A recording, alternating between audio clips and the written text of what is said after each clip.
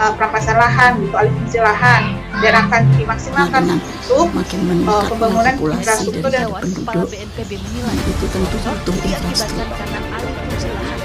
Di Indonesia membuat Menteri Pertanian mengeluarkan sikap tegas. lahan, gitu, alih fungsi lahan, dan akan dimaksimalkan Indonesia membuat Menteri Pertanian mengeluarkan sikap tegas. mengalihkan Indonesia toko sebagai negara PBNJ dengan penduduk terbesar di dunia komitmen wajib menjaga eksistensi lahan pertanian. Menteri Pertanian juga mengancam menyebabkan permintaan akan kebutuhan.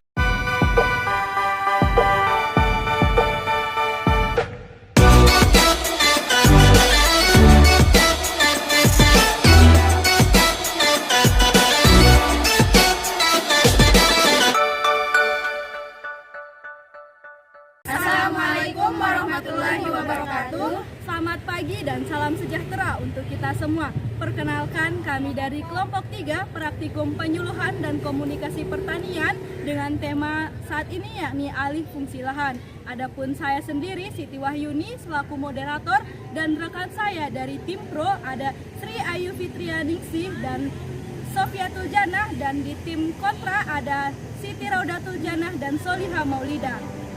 Baiklah, terlebih dahulu kita akan dengarkan bagaimana pendapat dari tim Pro terkait dengan alih fungsi lahan yang ada di negara berkembang saat ini.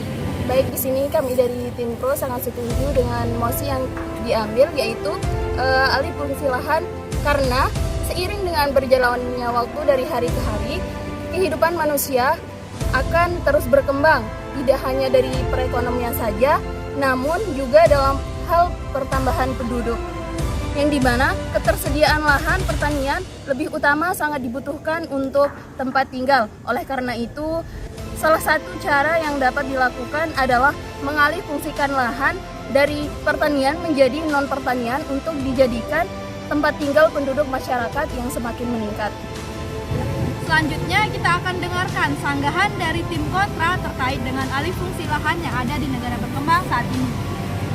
Kami dari tim kontra tidak setuju dengan mosi alih fungsi lahan yang saudara sampaikan, karena dengan adanya alih fungsi lahan dapat menyebabkan lahan pertanian menjadi sempit dan produk hasil pertanian menjadi berkurang.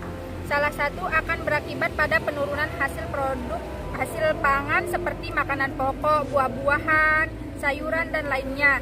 Seperti yang kita ketahui bahwa pemenuhan kebutuhan pangan penduduk dapat menunjang kesejahteraan masyarakat.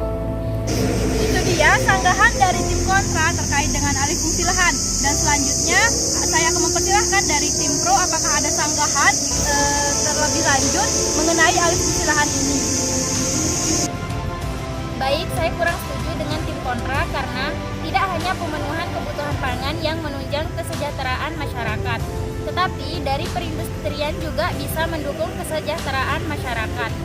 Pengalihfungsian lahan menjadi lahan industri sudah banyak terjadi di negara-negara berkembang. Salah satunya ada di pinggir-pinggiran kota. Biasanya pemilik perusahaan mendirikan industri di sana karena beberapa alasan seperti berikut.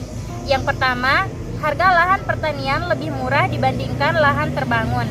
Yang kedua, pembangunan industri memilih akses yang lebih mudah. Yang ketiga, industri dibangun dekat dengan bahan baku lahan pertanian menjadi pilihan yang baik. Dengan adanya lahan perindustrian baru, maka dapat memberikan lapangan pekerjaan baru bagi masyarakat setempat. Selanjutnya, sanggahan dari tim kontra mengenai pendapat dari tim pro. Baik, konversi lahan ini memang memiliki banyak manfaat, tetapi saya kurang setuju dengan hal tersebut, di mana karena konversi lahan pertanian menjadi industri ini akan menghasilkan pencemaran lingkungan. Industri menyebabkan berbagai polutan yang menghasilkan polusi udara, polusi tanah, polusi air, dan juga polusi suara. Polusi tersebut merusak lingkungan dan memberikan dampak buruk bagi manusia.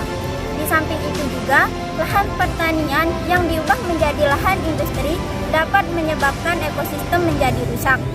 Para hewan dan tumbuhan terusir dari habitatnya dan tidak ada lagi ekosistem di sana. Nah, itu dia bagaimana tadi pendapat dari tim pro dan tim kontra terkait dengan alih fungsi lahan saat ini yang ada di negara berkembang. Selanjutnya saya akan menanyakan lagi bagaimana dari tim pro, apakah ada sanggahan lagi? Dan selanjutnya saya akan menanyakan kepada tim kontra apakah ada sanggahan lagi. Oke, jadi adapun kesimpulan dari permasalahan alih fungsi lahan ini, strategi yang dapat dilakukan untuk mengendalikan pengalih fungsian lahan pertanian ini, yang pertama, menekan laju pertumbuhan penduduk. Yang selanjutnya, relokasi atau penempatan ulang penduduk untuk mengurangi tekanan terhadap lahan pertanian, terutama di kawasan pertanian produktif, dan mengembangkan pajak progresif pada lahan non-pertanian untuk mengurangi permintaan lahan yang berlebihan dan tidak efisien. Sekian dari kelompok 3 praktikum penyuluhan dan komunikasi pertanian. Kurang dan lebihnya kami mohon maaf. Billahi taufik wal hidayah. Wassalamualaikum warahmatullahi wabarakatuh.